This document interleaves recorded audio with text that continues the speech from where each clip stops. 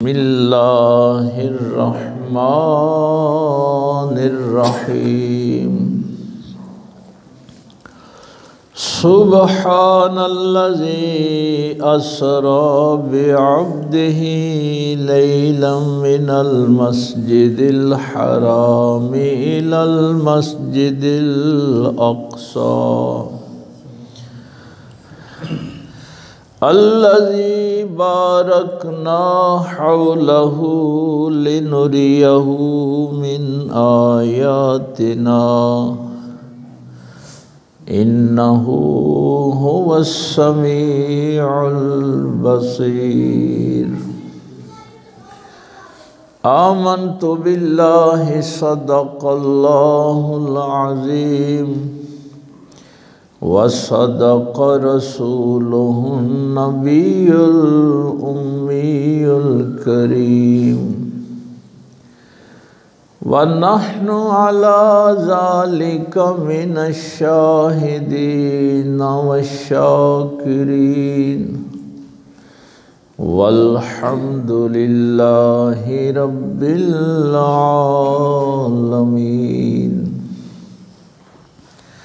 قال الله تبارك وتعالى في شان حبيبه مخبرا وامرا إن الله وملائكته يصلون على النبي يا أيها الذين آمنوا صلوا عليه وسلموا تسليما اللهم صل على سيدنا ومولانا محمد ومولانا محمد وبارك وسلم سيدنا ومولانا محمد وعلى آل سيدنا ومولانا محمد وبارك وسلم اللهم صل على مولانا محمد وعلى آل سيدنا ومولانا محمد وبارك وسلم اللہ رب العزت کی حمد و ثنا کے بعد اور پاک پیغمبر صلی اللہ علیہ وآلہ وسلم کی ذات پاک پہ ہدیہ درود و سلام پیش کرنے کے بعد نہایت واجب الاحترام معزز سامعین، بزرگوں، دوستوں، عزیز بھائیوں، ماہ رجب کا آغاز ہو چکا ہے۔ اللہ تعالیٰ نے ہمارے جو وقت کی تقسیم کی ہے وہ 12 مہینوں میں کی ہے۔ یہ قرآن کریم میں وضاحت کے ساتھ اللہ نے فرمایا ہے، جہاں وہ سوال کیا تھا نا یسألونک عن الأحلة، کہ لوگ چاند کے متعلق، حلال کے متعلق سوال کرتے ہیں، تو وہاں یہ بات ارشاد فرمائی کہ یہ چاند کی جو گردش ہے اس کو اللہ تعالیٰ نے 12 مہینوں میں تقسیم کیا ہے، یعنی یہ وقت کا تعین آپ کے لیے جو کیا گیا ہے، اور اس میں 4 مہینے جو ہیں وہ حرمت والے، عزت والے، اس میں 3 جو ہیں وہ تو مسلسل آتے ہیں، ذوالقعدہ، ذی الحج اور محرم، اور ایک یہ درمیان میں آتا ہے رجب۔ تو یہ دور جاہلیت میں بھی ان مہینوں کی عزت کی جاتی تھی۔ لوگ اگر جنگ و جدال میں ہوتے تھے تو جنگ روک دیتے تھے کہ حرمت والا مہینہ شروع ہو گیا ہے۔ اس میں عام دنوں کے علاوہ اگر آپ اللہ کی نافرمانی کرتے ہیں تو اس کا بھی نقصان دوسرے مہینوں سے زیادہ ہوتا ہے۔ اب آپ کہیں گے کہ دن تو سارے ہی اللہ کے ہیں، مہینے سارے اللہ کے ہیں، تو پھر ان دنوں میں یعنی نافرمانی کا زیادہ نقصان کیوں ہے؟ تو وہ اللہ تعالیٰ نے صرف دن ہی نہیں، کچھ مقامات بھی ایسے بنائے، کچھ دن بھی ایسے بنائے، کچھ راتیں بھی ایسے بنائیں۔ مثلاً آپ یہاں جماعت کے ساتھ نماز پڑھیں گے تو 27 نمازوں کا ثواب ہے، لیکن حرم شریف میں پڑھیں گے تو وہاں 1,00,000 نماز کا ثواب ہے، تو وہاں پھر گناہ بھی ایک جو ہے وہ 1,00,000 کے برابر ہو جاتا ہے۔ یعنی یہ جو تقدس ہے جگہوں کا، شب قدر کو آپ 1 رات عبادت کرتے ہیں تو 1000 مہینوں سے بہتر ہو جاتی ہے۔ تو یہ جو وقت اللہ نے مقرر کیے ہیں حرمت والے، یہ بات میں نے اس لیے شروع کی کہ جب رجب طلوع ہوتا تھا تو میرے پاک پیغمبر صلی اللہ علیہ وسلم یہ دعا کیا کرتے تھے، مولا ہمارے رجب میں بھی برکت عطا فرما، ہمارے شعبان میں بھی برکت عطا فرما، اور ہمیں رمضان تک پہنچا دے۔ تو رمضان کی خواہش سرکار صلی اللہ علیہ وسلم رجب میں بھی فرمایا کرتے تھے۔ تو رجب کی جو حرمت ہے، جو عزت ہے، جو احترام ہے،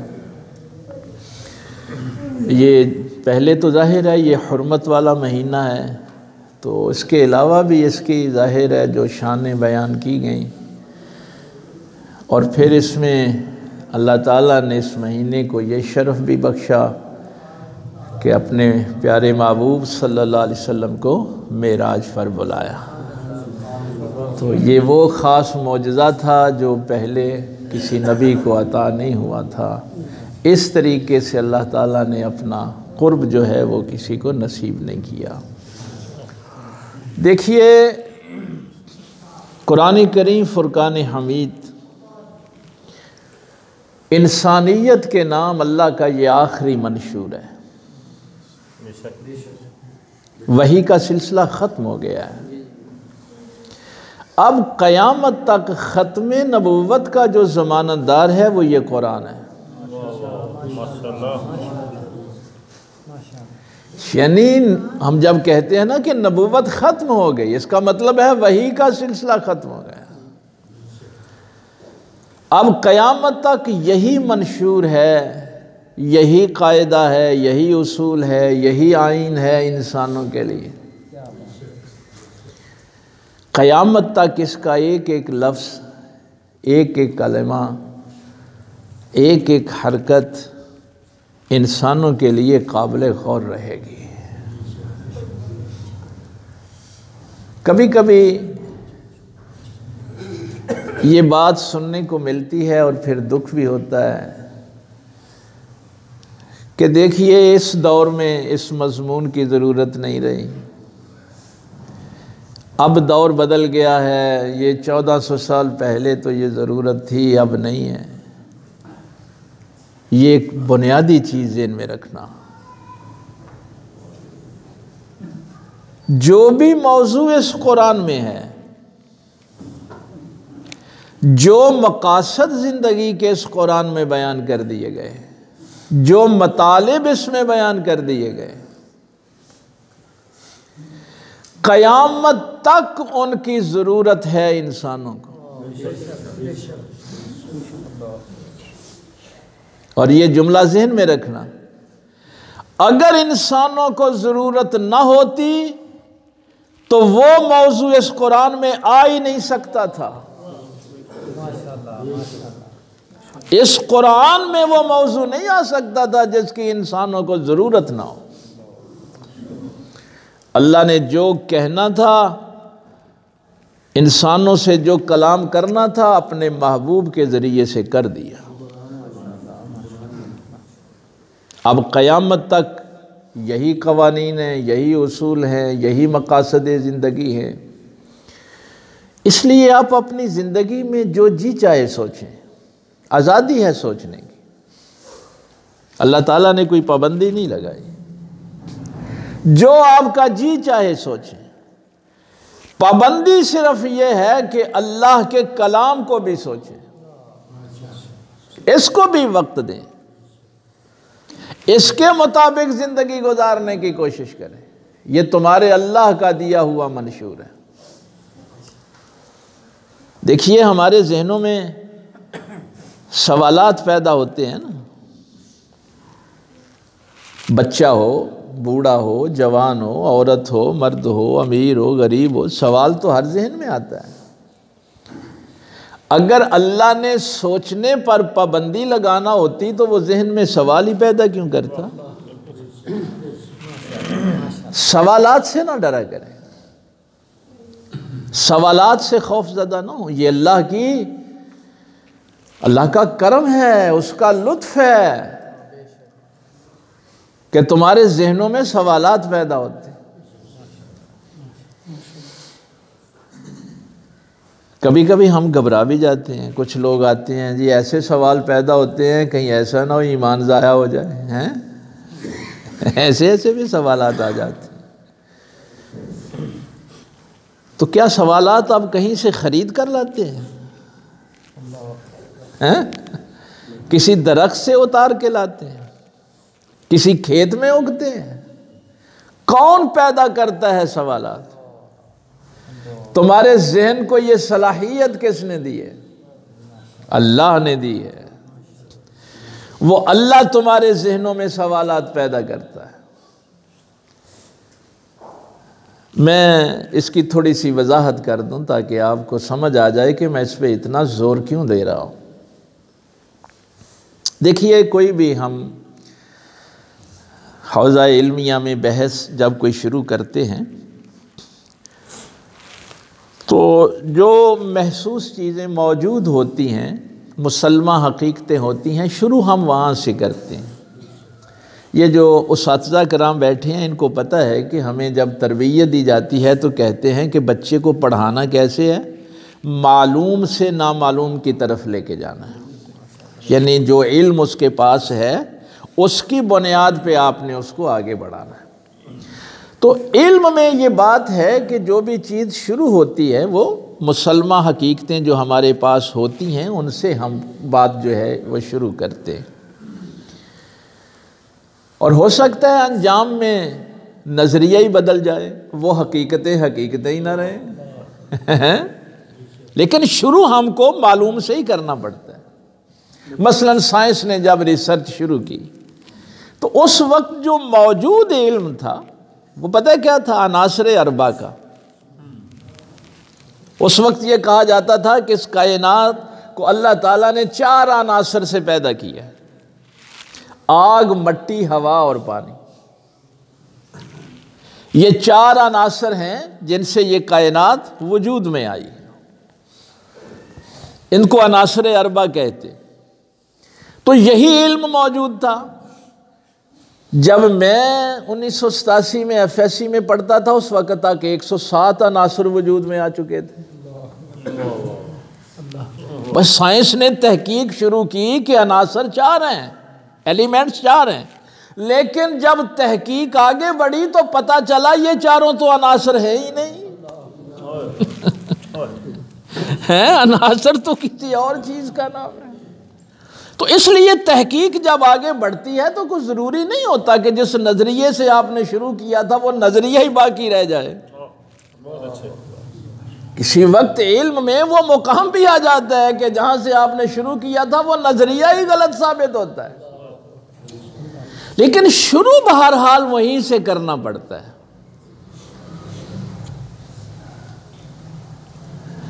اب انسان کے متعلق جو ہمارے پاس بنیادی علم ہے وہ یہ ہے کہ یہ 2 چیزوں کا مرکب ہے: ایک بدن اور ایک روح. ہمارے پاس یہی علم ہے نا کہ یہ میرا جسم جو ہے یہ 2 چیزوں کا مرکب ہے. بھائی جب روح نکل جاتی ہے تو یہ بدن تو موجود ہوتا ہے نا، لیکن آپ اس کو گھر میں نہیں رکھتے. اور جب تک روح موجود ہوتی ہے آپ خوراک کی نالی کے ذریعے سے بھی اس کو خوراک دے رہے ہوں تو گھر ہی رکھتے ہیں نا. تو یہ بدن اسی وقت تک گھر میں رہ سکتا ہے جب بدن بھی ہو اور روح بھی ہو. جب تک روح اس میں نہیں ہے آپ اس کو اپنے گھر نہیں رکھ سکتے۔ تو یہ مجموعہ ہے جسم کا اور روح کا۔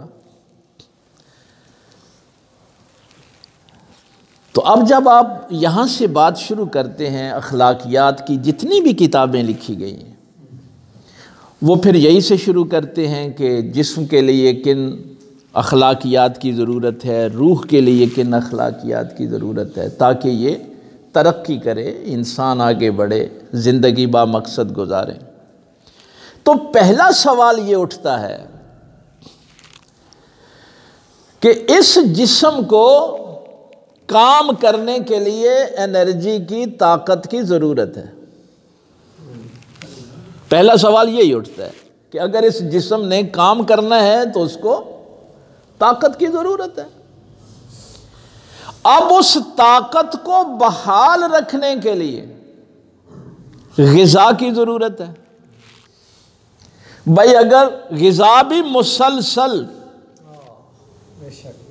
یہ نہیں ہے کہ ایک دن اس جسم کو غذا دے لی تو 10 دن خیر ہے، نہیں، مسلسل غذا کی ضرورت ہے۔ کب تک؟ میں یہ جلدی جلدی گزر رہا ہوں ورنہ یہ بحث بہت لمبی ہے، جلدی جلدی آپ کو بتا کے آگے جا رہا ہوں، اپنے مقصد پہ آ رہا ہوں۔ جب جسم میں اندر جو غذا ہے وہ تحلیل ہو جائے گی تو پھر میں دوبارہ غذا لوں گا۔ اب غذا تحلیل ہوتی ہے جسم کے اندر، تو باہر مجھے کیسے پتا چلے کہ غذا تحلیل ہو گئی؟ بھائی یہ سارا پروسیس تو جسم کے اندر ہو رہا ہے نا، تو مجھے باہر کیسے پتا چلے گا؟ اس کے لیے فطرت نے کچھ اصول اور آثار بتائے کہ جب اندر غذا مکمل تحلیل ہو جائے گی تو فطرت تجھے بھوک کے ذریعے سے بتائے گی کہ تجھے اور غذا کی ضرورت ہے، فطرت تجھے پیاس کے ذریعے سے بتائے گی کہ تجھے پانی کی ضرورت ہے۔ یہاں تک بات آ گئی نا، یہ میرے جسم کی طاقت اور غذا اور اس کا تسلسل۔ اب دوسری چیز کیا تھی؟ روح۔ بھائی جیسے جسم کو غذا کی ضرورت تھی ویسے روح کو بھی ضرورت تھی۔ روح کی غذا کیا ہے؟ علم۔ روح کی غذا علم ہے نا۔ اب جسم کو بھی مسلسل غذا کی ضرورت تھی تو روح کو بھی مسلسل غذا کی ضرورت ہے۔ وہاں فطرت نے آثار رکھے تھے بھوک کے اور پیاس کے، اور روح کے لیے کیا آثار رکھے؟ بھائی روح اگر بھوکی ہے، اس کو علم کی غذا نہیں مل رہی یا اگلی تحلیل ہو گئی ہے، تو اب آپ کو کیسے پتا چلے گا کہ روح جو ہے وہ بھوکی ہے، پیاسی ہے؟ اس کے لیے آپ کے ذہنوں میں سوالات پیدا ہوتے ہیں۔ یہ جو سوال ہوتا ہے نا، یہ روح کی بھوک ہوتی ہے۔ اور یہ اللہ کی ربوبیت کا، اس کی تربیت کا یہ اصول ہے۔ وہ رب ہے نا، پالنے والا ہے۔ تمہیں تو اس جسم کی فکر ہے نا، اللہ کو تو یہ بھی پتا ہے کہ روح کو بھی ضرورت ہے۔ تو تمہارے جسم کے لیے بھوک کے آثار اور روح کے لیے سوالات پیدا ہوتے ہیں، تاکہ آپ ان سوالوں کے جوابات تلاش کریں۔ رزق تلاش کرنے نکلتے ہیں نا، اور بھائی جسم کے رزق کے لیے نکلتے ہیں۔ آپ اس لیے بھی خوش قسمت ہیں کہ آپ اپنی روح کی غذا کے لیے بھی آتے ہیں۔ سوالات پیدا ہوتے ہیں، اور اللہ کی ربوبیت کا یہ نظام ہے کہ جب تک تیری روح کو علم نہ ملے تو چین سے سو نہ سکے۔ تیری دوڑ لگی ہو کہ مجھے میرے سوالات کے جوابات ملنے چاہیے۔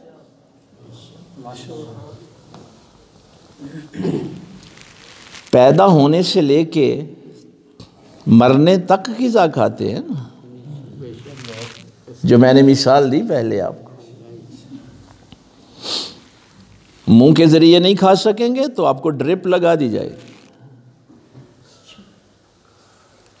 آپ کو خوراک کی نالی کے ذریعے سے خوراک پہنچائی جائے گی. میں نے یہ جو جملہ کہا تھا اب ذہن میں رہے. حضور ختمی مرتبت صلی اللہ علیہ وآلہ وسلم کیا کمال کا جملہ ارشاد فرمایا. اطلب العلم من المہد الی اللحظ. یعنی جیسے تیرے جسم کو پیدا ہونے سے لے کے مرنے تک خوراک کی ضرورت ہے، فرمایا علم حاصل کرو پنگوڑے سے لے کے قبر کی دیواروں تک.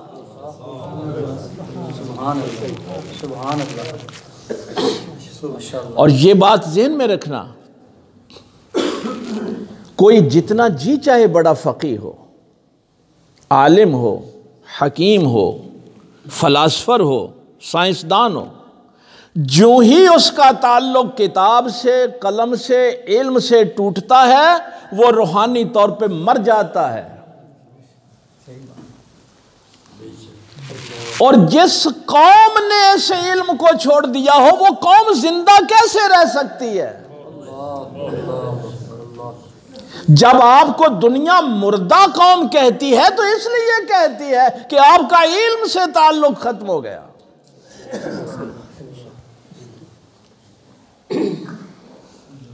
اس لیے قیامت تک اس کتاب کا ایک ایک کلمہ، ایک ایک جملہ، ایک ایک حرکت، ایک ایک سکون آپ کے لیے قابل غور ہے. ہمارے ہاں پابندی نہیں لگائی جاتی. 13 رجب کو سرکار مولا کائنات سرکار علی المرتضیٰ کرم اللہ تعالی وجہ الکریم کا یوم ولادت ہے. ان کے حوالے سے ایک بات، اسی حوالے سے جو میں آگے کر رہا ہوں، فرماتے ہیں پاک پیغمبر صلی اللہ علیہ وسلم مجھے اس طرح علم چگاتے تھے. سقنی رسول اللہ صلی اللہ علیہ وسلم زقا، جیسے پرندہ اپنے بچے کو دانے چگاتا ہے.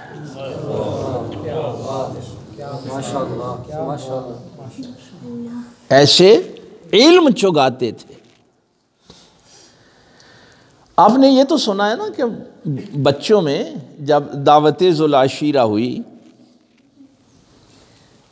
تو پاک پیغمبر صلی اللہ علیہ وسلم نے عشیرہ اپنے خاندان والوں کو، بھائی اللہ تعالیٰ نے فرمایا تھا سر عشیرتک الاقربین،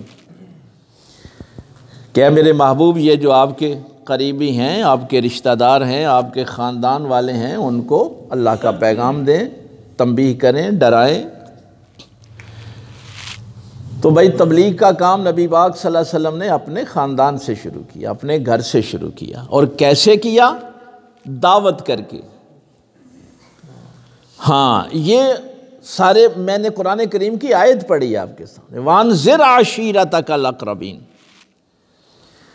تو یہ جو ہم بھی تبلیغ کے لیے یہ ساتھ لنگر کا انتظام کرتے ہیں نا، تو یہ دعوت ذوالعشیرہ سے لیا گیا ہے. بھائی جسم کو بھی خوراک دینی ہے، روح کو بھی دینی ہے. یہ اس کی ربوبیت کا تقاضا ہے، یہ اس کے لطف و کرم کا تقاضا ہے. تو سرکار مولا کائنات نے وہ 69 سال کی عمر میں سارے خاندان میں سے انہوں نے کلمہ پڑھا تھا نا، وہی ایمان لائے تھے. کیوں؟ اس لیے کہ بچپن میں ہی رسول اللہ صلی اللہ علیہ وسلم ان کو اپنے گھر لے گئے تھے، ان کی پرورش حضور کے گھر ہوئی. اس لیے فرمایا کہ مجھے رسول اللہ صلی اللہ علیہ وسلم علم ایسے چگاتے تھے جیسے پرندہ اپنے بچے کو دانے چگاتا ہے. اب وقت میں دیکھ رہا ہوں بہت کم رہ گیا ہے، لیکن ایک دو جملے ذہن میں رہیں آپ کے. علی نے یہ جو علم نبی سے حاصل کیا تھا بعثت کے بعد نہیں کیا تھا. نعرہ تکبیر، نعرہ رسالت، نعرہ حیدری، ماشاءاللہ. یہ علم بعثت سے پہلے حاصل کیا تھا. جس کی پہچان پہ پیغمبر کا اقرار کیا تھا، توحید کا اقرار کیا تھا. ہمارے ہاں یہ بھی کہتے ہیں نا کہ 40 سال کے بعد پتہ چلا تھا، بعثت کے بعد پتہ چلا تھا. جو نبی بعثت سے پہلے علی کو علم دے رہا تھا اس کے بعد خود بھی تو ہوگا تو دے رہا تھا. سبحان اللہ، ماشاءاللہ. کہ خود نبی کے پاس علم نہیں تھا اور علی کو چگا رہا تھا.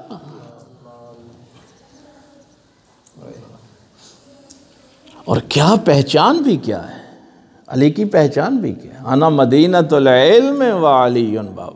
سبحان اللہ، سبحان اللہ. کیا پہچان ہے.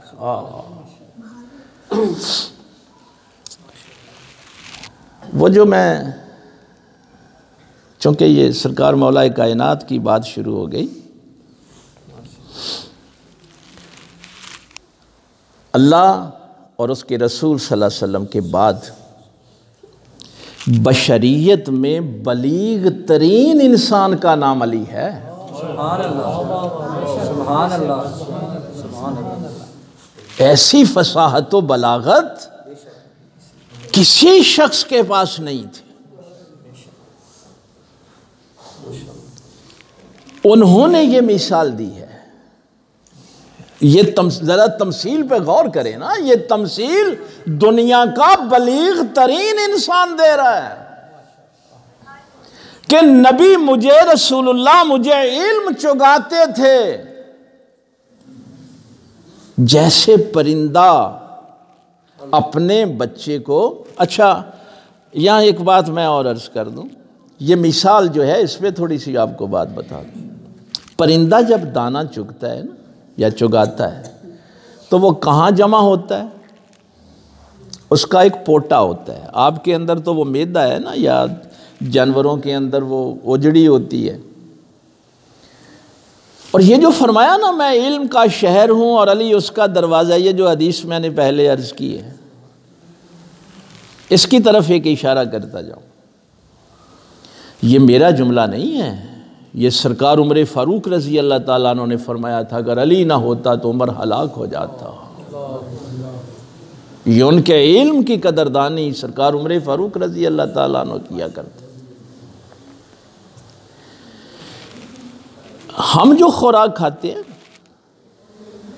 وہ تحلیل ہوتی ہے، خون بنتا ہے، دودھ بنتا ہے، پھر ہم جانور بھی انسان بھی اپنے بچوں میں منتقل کرتے ہیں.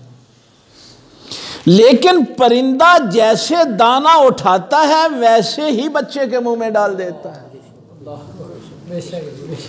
وہ خوراک تحلیل نہیں ہوتی. یہ سرکار فرما رہے تھے انا مدینۃ العلم وعلی بابھا، جیسے میں نے علم اللہ سے لیا ویسے ہی علی کو عطا کیا. نعرہ تکبیر، نعرہ رسالت، نعرہ حیدری. ماشاءاللہ، ماشاءاللہ. عمر دراز. کیا خوبصورت، میں نے کہا بلیغ ترین انسان ہے دنیا کا جو یہ مثال دے رہا ہے. سبحان اللہ. کوئی اس میں ملاوٹ نہیں ہوئی. انسانی جسم کی کوئی تحلیل ہے ہی نہیں. کئی دفعہ کچھ لوگ وہ میں نے اس پہ ایک جمعہ بھی پڑھایا تھا، وہ جو کہتے ہیں کہ امی کا معنی ان پڑھ ہے، اور پھر وہ جی صلح حدیبیہ کے مقام پہ حضرت علی لکھ رہے تھے، حضور لکھنا نہیں جانتے تھے. ایک ضعیف روایت بھی نہیں ملتی کہ علی نے نبی کے بغیر کسی کی شاگردی اختیار کی ہو. جب علی کسی اور کا شاگرد بنا ہی نہیں تو اس نے لکھنا کس سے سیکھا تھا؟ سبحان اللہ. نہ لکھیں سرکار، یہ ان کی مرضی ہے، لیکن یہ کہنا وہ جانتے نہیں تھے. یہ کیسا ذوق ہے؟ ماشاءاللہ. وہ دانے جہاں جمع ہوتے ہیں نا جسے آپ پوٹا کہتے ہیں، پرندے کے اندر وہ اجڑی والا نظام نہیں ہوتا، پوٹے میں خوراک جمع ہوتی. عربی زبان میں اس کو حوصلہ کہتے ہیں.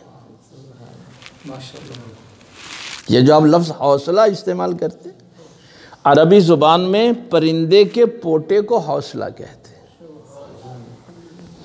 اس لیے ہم سوالات پہ پابندی نہیں لگاتے. کچھ مدرسے ہیں وہ کہیں گے کہ جو ہم نے پڑھا دیا بس کافی ہے.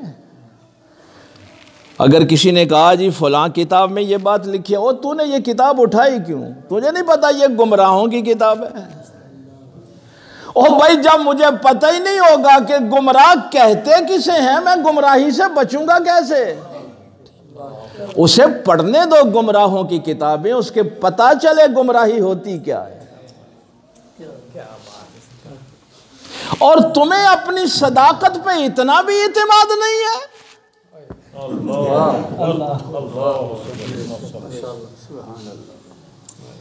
پتہ نہیں میں پہنچا پایا یا نہیں پہنچا پایا. اور تمہیں اپنی سچائی اور صداقت پہ اتنا بھی اعتماد نہیں ہے کہ کوئی کسی گمراہ کے پاس جائے گا تو سچائی کو جھٹلا دے گا. کیا سچائی ہے تمہاری؟ میں یہاں سے کیا اعلان کرتا ہوں، سب کو سنیں، سب کو پڑھیں،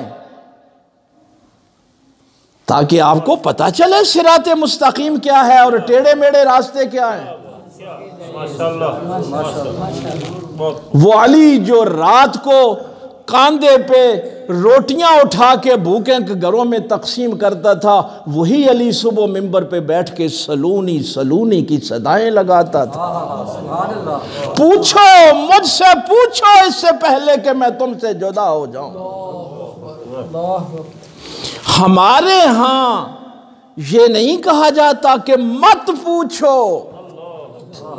ہم علی کے ماننے والے، ہم کہتے ہیں پوچھو. کیوں؟ یہ قرآنی تعلیم ہے، یہ قرآنی تعلیم ہے. دیکھیے دو قسم کی اللہ نے ہدایت کا آپ کے اندر نظام رکھا ہے. ایک آپ کے اندر نبی ہے جس کا نام عقل ہے، آپ کا ضمیر ہے جو آپ کو بتاتا ہے یہ غلط ہے یہ صحیح ہے.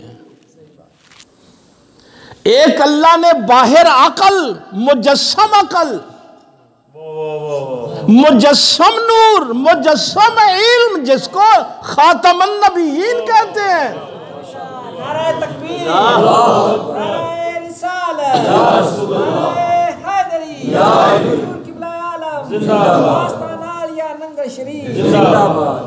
اگر کسی وجہ سے، علم کی کمی کی وجہ سے تیرے اندر کی عقل جواب دے گئی ہے تو فَاسْأَلُوا أَهْلَ الذِّكْرِ إِن كُنتُمْ لَا تَعْلَمُونَ. اس نے تیرے ظاہر کا بھی انتظام کیا ہوا ہے. یہ اس کی ربوبیت کا تقاضا ہے، وہ رب ہے، یہ اس کا لطف و کرم ہے. کب اس نے قرآن میں کہا تھا نہ پوچھو؟ اس نے تو کہا فَاسْأَلُوا أَهْلَ الذِّكْرِ، سبحان اللہ، بے شک پوچھو، لیکن کسی حوصلے والے سے پوچھو، اہل ذکر سے پوچھو. جب یہی حوصلہ اردو میں آتا ہے نا تو پھر کیا ہوتا ہے؟ وہ وسعت، وہ طاقت جو ریسیو کرنے کی ہے. پوٹے میں بھائی دانے کتنے آ سکتے ہیں؟ اب وہ حوصلہ کتنا ہوگا جہاں پہ پیغمبر وحی کا علم جس میں منتقل کر رہے تھے. کیا وہ حوصلہ ہوگا. اور پھر فرمایا انا مدینۃ العلم وعلی بابھا. اس لیے قیامت تک کے لیے میں نے وہ معراج والی آیت پڑھی تھی، لیکن بس پتہ نہیں کہاں بات آگے بڑھتی گئی. مقصد تو یہی تھا کہ رسول اللہ صلی اللہ علیہ وسلم کی بات ہو، اللہ کی بات ہو، قرآن کی بات ہو. تو یہ بات ذہن میں رکھنا. ہمارے ہاں یہ نہیں ہوتا ہاں ہمارے ہاں صرف ایک ہی بات ہے، صراط الذین انعمت علیہم غیر المغضوب علیہم ولا الضالین۔ علم حاصل کرو، علم حاصل کرو، اس لیے کہ یہ روح کی خوراک ہے۔ روح مر جائے گی اگر آپ علم حاصل نہیں کریں گے۔ اور جب بندہ مر جاتا ہے تو اس کو فوری طور پہ کیوں نکالتے ہیں گھر سے؟ کیوں نکالتے ہیں؟ کہتے ہیں بدبو آئے گی، تعفن پھیل جائے گا۔ تیرے جسم کو بدبو سے روح جو ہے وہ بچاتی ہے۔ روح نکل جائے تو تیرے جسم سے بدبو آتی ہے، اور اگر علم نہ ہوا، روح مر گئی تو پھر بھی اس جسم سے بدبو آئے گی۔ کبھی چوری کی، کبھی ڈکیٹی کی، کبھی بے حیائی کی، یہ ساری بدبو اس جسم میں اس لیے ہے کہ اس میں علم نہیں ہے۔ اس لیے کہا گیا تھا فَاسْأَلُوا أَهْلَ الذِّكْرِ، پوچھو، سوالات کو آنے دو، یہ اس کی ربوبیت کا تقاضا ہے۔ چین سے نہ بیٹھو۔ کئی یہاں دوست مجھے نظر آ رہے ہیں جو مجھے بعد میں بتاتے ہیں ہم کئی سوالات لے کے ذہن میں آتے ہیں لیکن یہاں ان کا جواب پوچھنے کے بغیر ہی مل جاتا ہے۔ یہ بھی اس کی ربوبیت کا تقاضا ہے۔ اب میں بات ختم کرنے لگا ہوں، انشاءاللہ اس کو آگے بڑھائیں گے۔ کبھی کبھی تو ایسا بھی ہوتا ہے کہ جو ہی سوال پیدا ہوتا ہے تو جواب بھی اندر ہی آ جاتا ہے، ویسے ہی جواب آ جاتا ہے۔ وہ رب ہے، ہاں۔ اور اگر ایسا نہ ہو تو پھر اس نے کہا ہے فَاسْأَلُوا أَهْلَ الذِّكْرِ، ان سے پوچھو۔ تو کوشش کریں اس قرآن کا، ہاں جو میں بات کہنے لگا تھا یہ ضروری بات تھی۔ اگر کوئی بندہ آپ کو یہ ایسا ملے کہ اس دین کی اس دور میں ضرورت نہیں ہے، یا قرآن کریم کے کسی موضوع کی اس دور میں ضرورت نہیں ہے، تو وہ ہے اللہ کا باغی، وہ اللہ کی حکمت سے ٹکرانے والا، اللہ کی مشیت سے ٹکرانے والا، اللہ کے احکامات سے ٹکرانے والا۔ اس لیے کہ اگر انسانوں کے لیے ضرورت نہ ہو تو وہ اس قرآن میں بات آ ہی نہیں سکتی۔ یہ اس کی مشیت کے ہی خلاف ہے۔ بس آج تو یہی دعا ہے کہ مولا کائنات سرکار علی المرتضیٰ کے در اقدس سے علم کا وہ فیض آپ کو نصیب ہو، اللہ عمل کی توفیق دے۔ وآخر دعوانا الحمدللہ رب